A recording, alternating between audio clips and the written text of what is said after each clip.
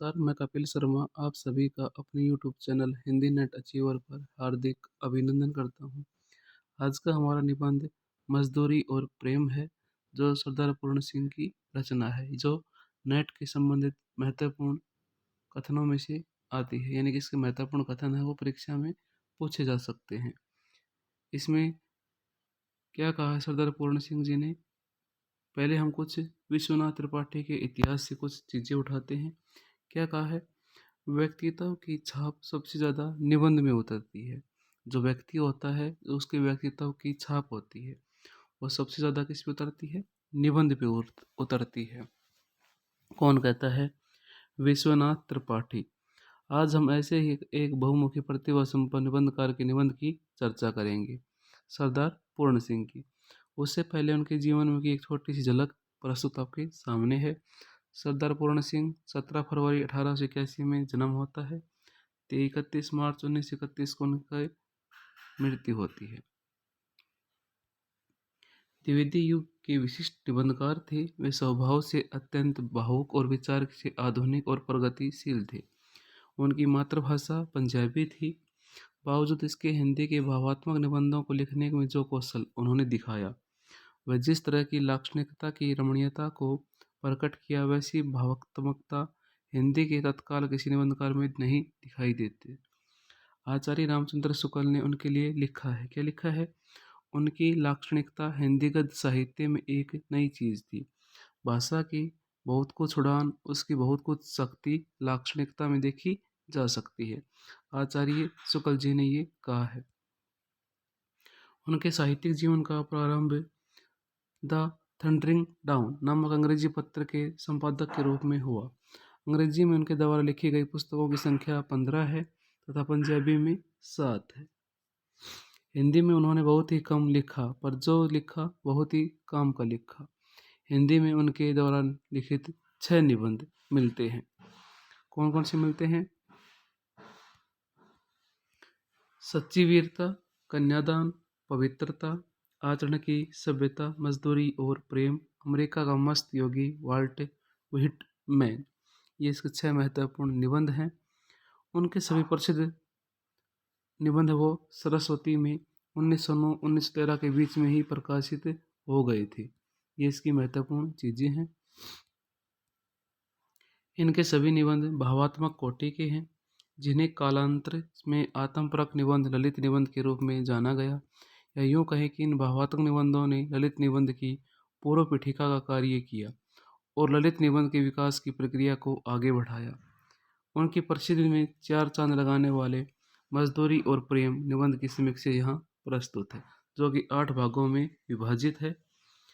हल चलाने वाले का जीवन, गडरिये का जीवन, मजदूर की मजदूरी, प्रेम, मजदूरी, मजदूरी और कला, मजदूरी और फकीरी, समाज का पालन करने वाली दूध की धारा, पश्चिम सभ्यता का नया आदर्श। ये इसकी महत्वपूर्ण 8 भागों में ये विभाजित है। हल चलाने वाले के जीवन के बारे में कुछ महत्वपूर्ण चीज़ें हैं। किसान के लिए खेती करना ही क्या है? पूजा है। जो ये इसमें क्या कहा है? सरदार पूर्ण सिंह ने हल चलाने वाले किसान का उल्लेख सरल व सपाट शब्दों में किया है। जहाँ किसान को कोई दुख नहीं है, वह खेती करके खुश है। वह किसान का जीवन कैसा है? वह क्या खाता है, क्या पीता है, इसी का उल्लेख इसमें हम करेंगे। पहली पंक्ति में उन्होंने लिखा है, हल चलाने वाले और भेड़ चराने वाले स्वभाव से क्या होते हैं? साधु होते हैं। किसान के लिए दुनियादारी मायने नहीं रखती। उसकी दुनिया उसके खेत खलिहान और माल जाल ही है। मिथकों में ये कहा जाता है कि आसमान में रहने वाले ब्रह्मा ने जगत का निर्माण किया है, लेकिन ये यथार्थ है कि इस धरती को खुशहाल किसानों ने ही रखा है। उसके उपजाए अन्न से ही जगत सुखद जीवन यापन कर पाता है। निबंधकार ने यहाँ कर्म और श्रम की महत्ता का क्या किया है? उल्लेख किया है। ये इसका महत्वपूर्ण क्या था? कोटेशन था। अब दूसरा, गडरिये का जीवन से क्या कहा गया है?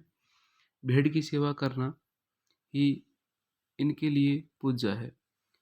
बेमकान, बेघर, बेनाम और बेपता लोग हैं क्या? कौन? गडरिये, जो एक स्थान से दूसरे स्थान पे आते जाते रहते हैं। जिनका कोई घर नहीं होता वो जहाँ जाते हैं वही उनका घर हो जाता है।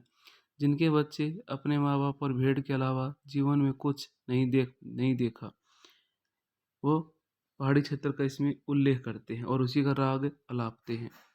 हालात से मिलते जुलते 3 शायरियों का यहाँ आया जो निम्न प्रकार से है। कौन कौन सी है?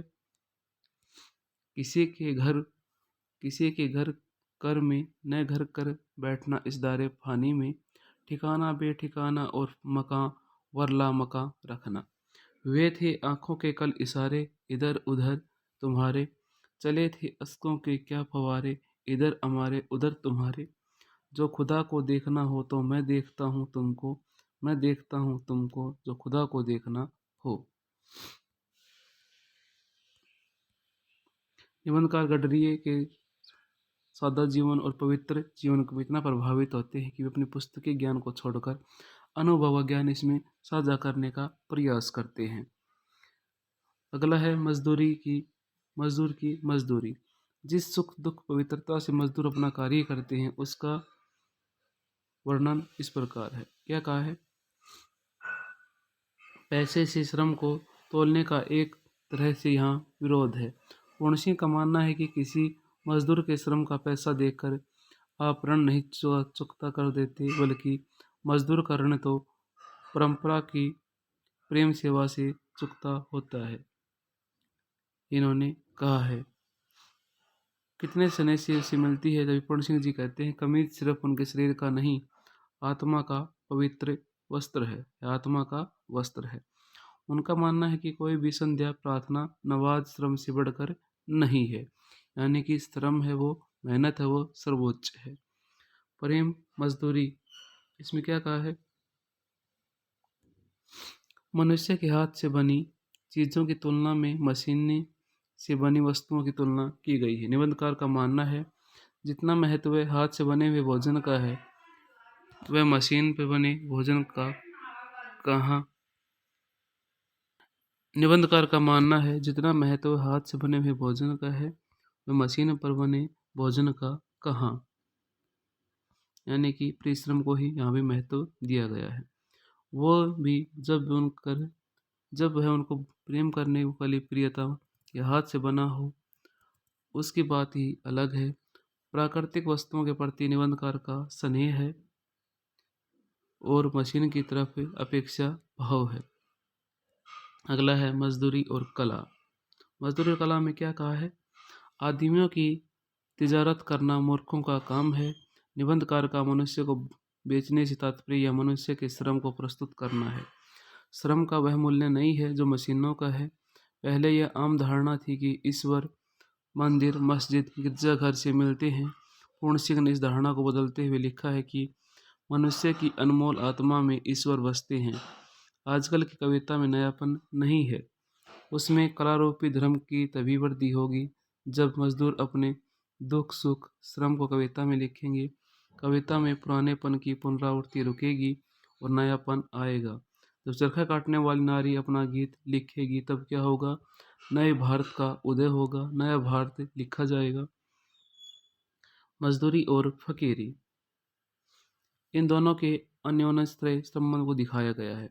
बासी चीज़ों का जिक्र यहाँ हुआ है। लोग बासी बुद्धि और बासी फकीरी में ही मगन रहते हैं, जबकि उन्हें मेहनत करके कुछ नया करना चाहिए। बात तो सच है, बिना मेहनत कुछ भी नहीं हो सकता। उनका मानना है कि अपने व्यक्तित्व को ऐसा बनाओ कि किसी कुल खानदान का नाम सदैव ना जोड़ना पड़े।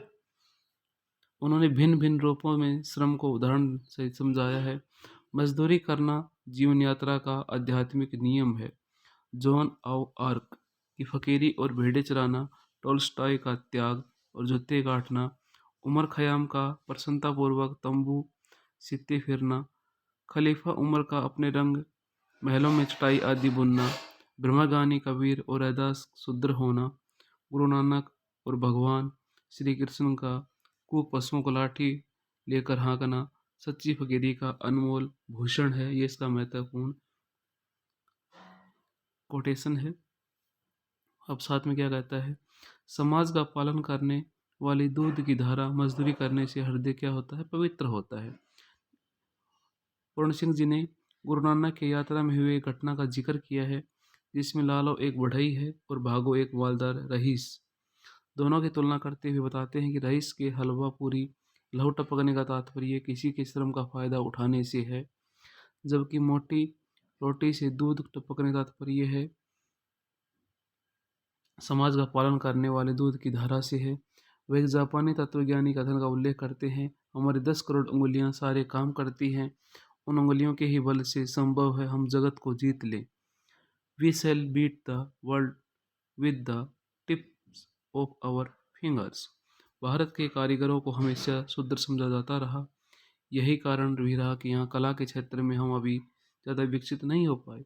जातीय दरिद्रता से पीड़ित होने का भी यही कारण हमें दिखाई है, वो पड़ता है। पश्चिमी सभ्यता का एक नया आदर्श यहाँ प्रस्तुत किया गया है। क्या देश एकदम से औद्योगिकरण की तरफ बढ़ते गया, जिससे वहाँ के मजदूरों का हाल दिन ब दिन खराब होता गया। लेकिन अब यहाँ लोग मशीन से ज़्यादा मनुष्य की तरफ देखने लगे हैं। मशीन मनुष्य को सुख देने के लिए बनाया गया, लेकिन उसने सबसे अधिक मनुष्य को हानि भी पहुंचाई है। निबंधकार का मानना है कि मनुष्य ही मनुष्य को सुख दे सकता है। इंजनों ने मनुष्य और कारीगरों को भूखा नंगा ही रखा है। हम खुद ही आगे बढ़कर मेहनत करना होगा ताकि मजदूरी का प्रेम रूपी अमृत भी कर्म सुख से रह सके।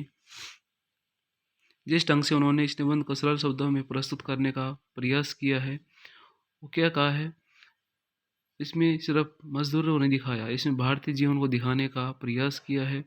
उन्होंने कहा है क्योंकि भारत में किसानों की स्थिति कभी भी इतनी अच्छी नहीं रही और इतने सुखद ढंग से जीवन यापन कर सके, लेकिन उनके स्वभाव से संबंध में पूर्ण सिंह की पहुंच चरम तक पहुंची है।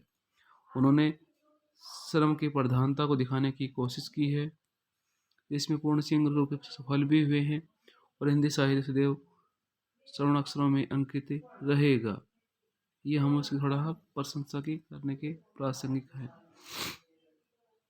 मजदूरी से तभी प्रेम रहता है जब वह काम अपना हो या अपनों का अपने ढंग से करने का दिया जाए। गले पर अदृश्य कट्टे को लेकर यहाँ जहाँ माली खड़ा हो वह मजदूर भी, वहाँ किसी भी मजदूर को अपने मजदूरी का प्रेम नहीं रहता। वो सिर्फ क्या करता है, खाना पूर्ति करने का प्रयास करता है। तब तक के लिए खुश रहिए, मुस्कुराते रहिए, जीवन में आगे बढ़ते रहिए। कल हम किसी नए निबंध को लेकर चर्चा करेंगे। तब तक के लिए पढ़ते रहिए और अपने संघर्ष के लिए लगातार प्रेरित होते रहिए और अपने लक्ष्य को पाने के लिए दृढ़ संकल्प से डटे रहिए। धन्यवाद। जय हिंद, जय भारत।